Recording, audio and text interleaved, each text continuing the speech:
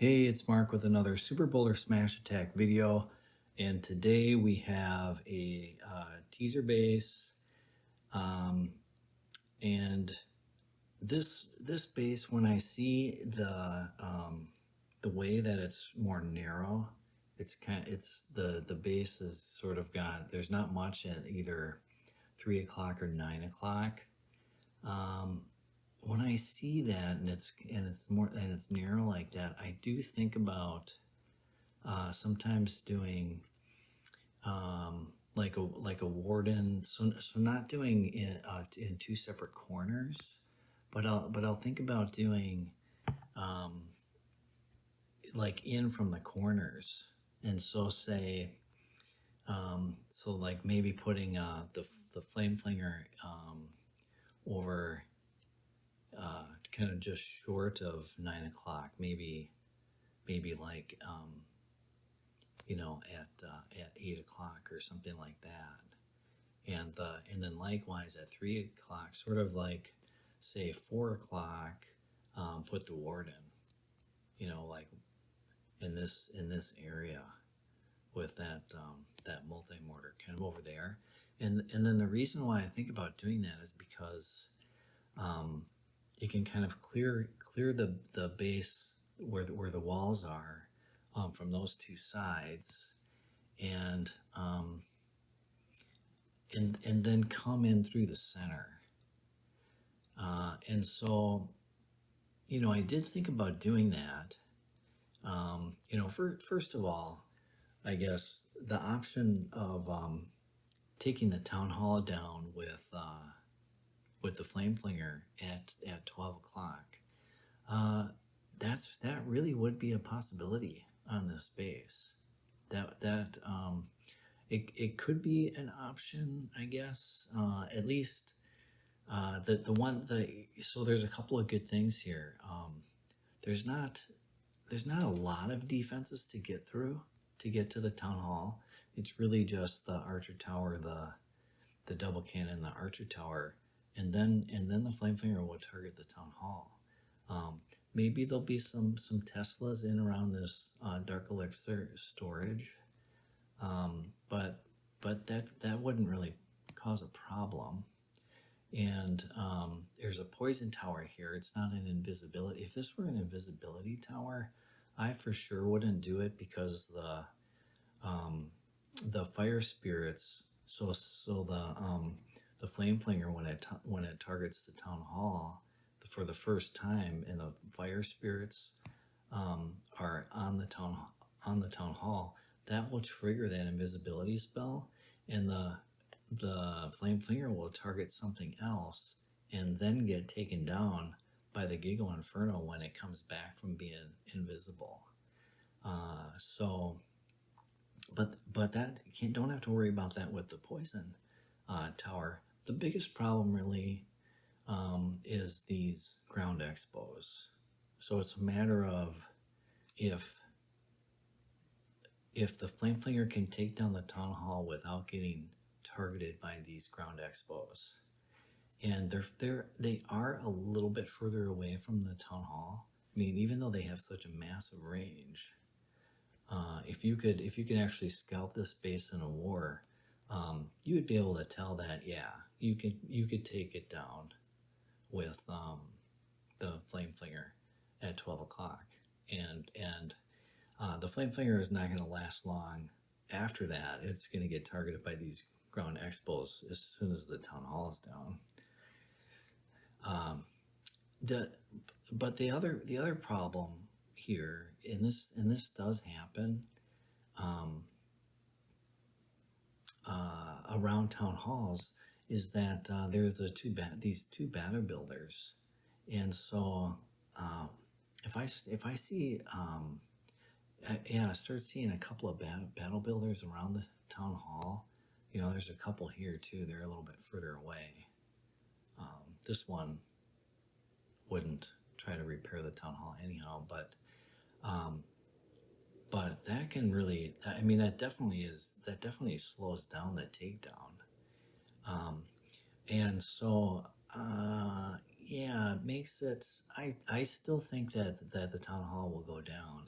You know, and just because the battle builders are just one space away from the town hall here on either side. The fire spirits, while the flame flinger is taking down the town hall, the fire spirits might actually take down these battle builders, and then the battle builders will go away, and you don't have to worry about them again. Yeah, so it is an option to do it that way, I think. When I was attacking this base in Legends, though, and kind of making the quick decision, yeah, it was probably really the ground expos that I wanted to just stay away from. Yeah, and so attacking from the opposite side, on this base, this teaser base, that town hall is it's a long ways away, and so can we actually path to get to it? And when I was talking about attacking from not from the corners, but kind of from the edges on either side, and actually smashing from 6 o'clock. Really, the distance to the town hall is what makes that a problem, because I don't think I don't think a super wall break will make its way through this little opening. At least I've seen it definitely happen, where the super wall break, when there's such a small opening, it'll just like bust up one of these walls. It won't actually get to this wall here.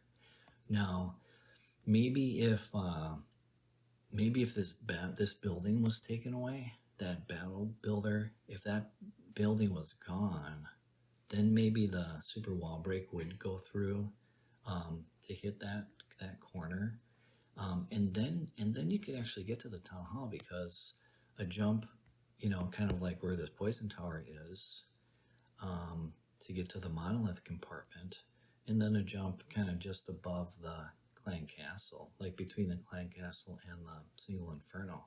That'll get us to the town hall.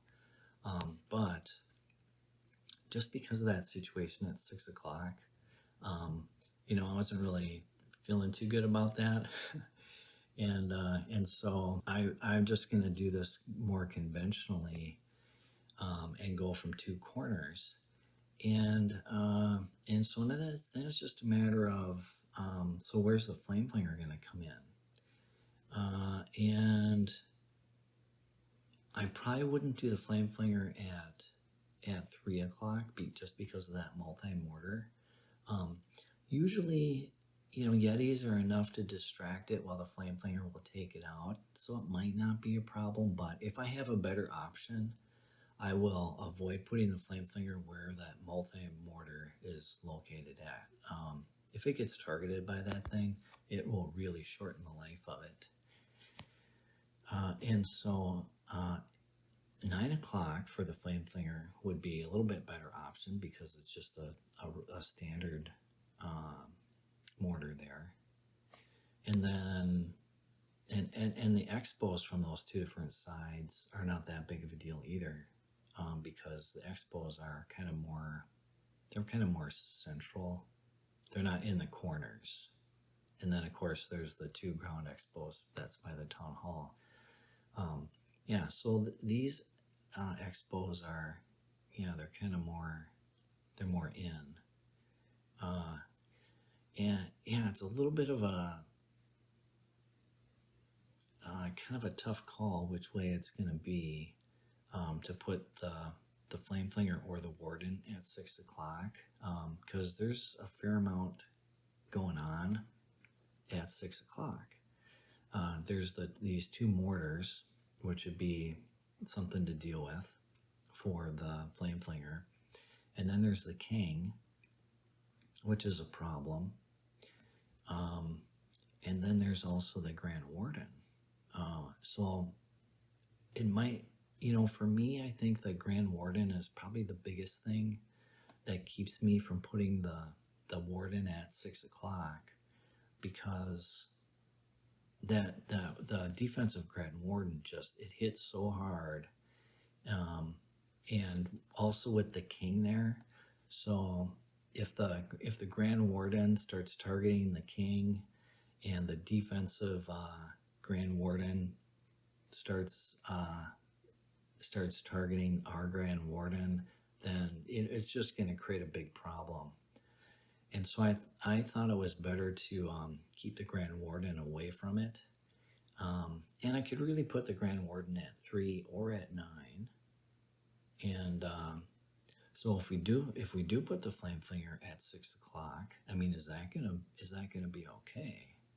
There is the king, which would be a problem, and there's the 2 different mortars. And so chances are on this type of base, even with these air expos too, the Flame Flinger is probably not gonna have a lot of life. Hopefully, I mean, ideally what would happen is that the Flame Flinger could just create the funnel and take out that multi-inferno. That would be ideal. So it's gonna be tough going though. But I think it's the better way to go, just to keep the Grand Warden out of all of that. And then with the Flame Flinger, that king might be sort of the biggest problem. And I can sometimes take care of the king with a Yeti and the headhunter. Sometimes that's a possibility to do that. And so hopefully that would happen here. But a good thing, something that's likely to happen is that the king takes out the Flame Flinger, and then it's the Flame Flinger troops that will kind of work on the king, and they might not be able to take out the king completely, but they usually do quite a bit of damage on the king, especially if there isn't a lot of other defenses targeting the Yetis that come out. And so I think in this century, so we'll get this replay started, and we'll see what happens. Oh, but first let's think about the actual pathing to get to the town hall. And what I'm hoping to be able to do here is, so do an attack from 8:30 with the Warden at 9 and the Flinger at 6. And so the Warden, I would want the Warden to clear out this corner, all of the buildings here, especially because there's this opening in the wall right there. So I want that to be cleared out, so that when the troops come in, kind of come through this path here, they're not gonna want to go off that direction. And then ideally, like I said, the Flame Flinger takes out that multi-inferno, and then putting a jump like on this single inferno, that gets us into the monolith compartment, and then the jump on in between the clan castle and that single inferno, that gets us to the town hall.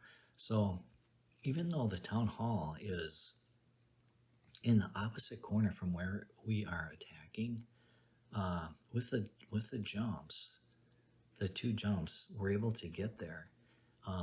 And the other thing that is nice about it is that path. It passes through all of these major defenses. So the Expo, the Eagle, the Monolith.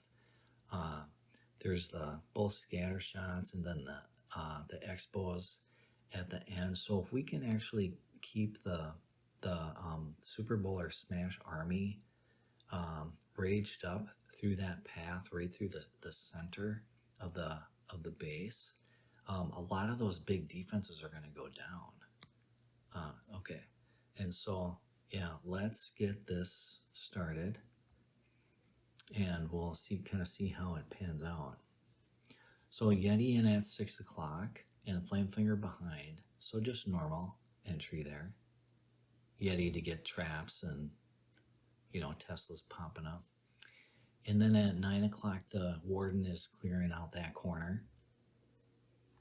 I will be trying to see if I can get the Super Wallbreak in this narrow spot and to get to the wall here. But I might have to take out these storages.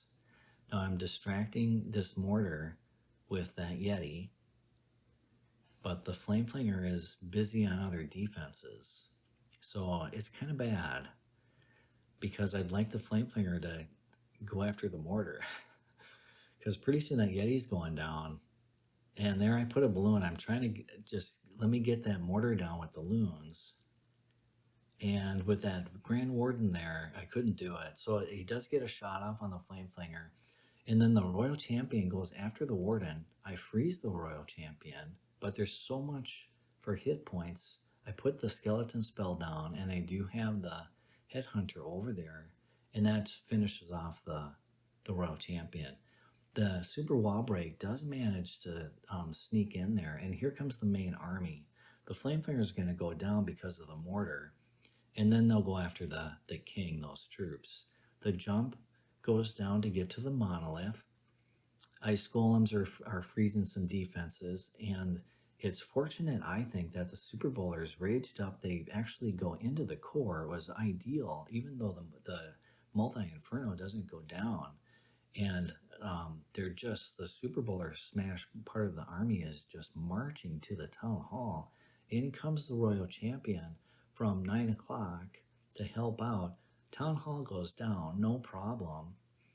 And the Super Bowlers are actually still alive. They don't go through the town hall poison, which was nice because they can still continue to do damage.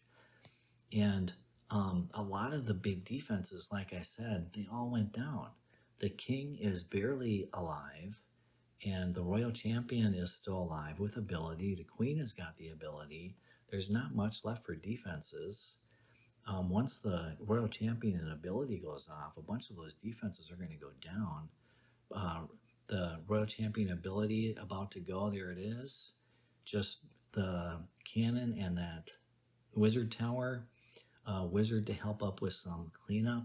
All the defenses are gone. It's just a matter of if anybody gets distracted by the king and time. And there it is. Another 3-star on a teaser base with Super Bowler Smash.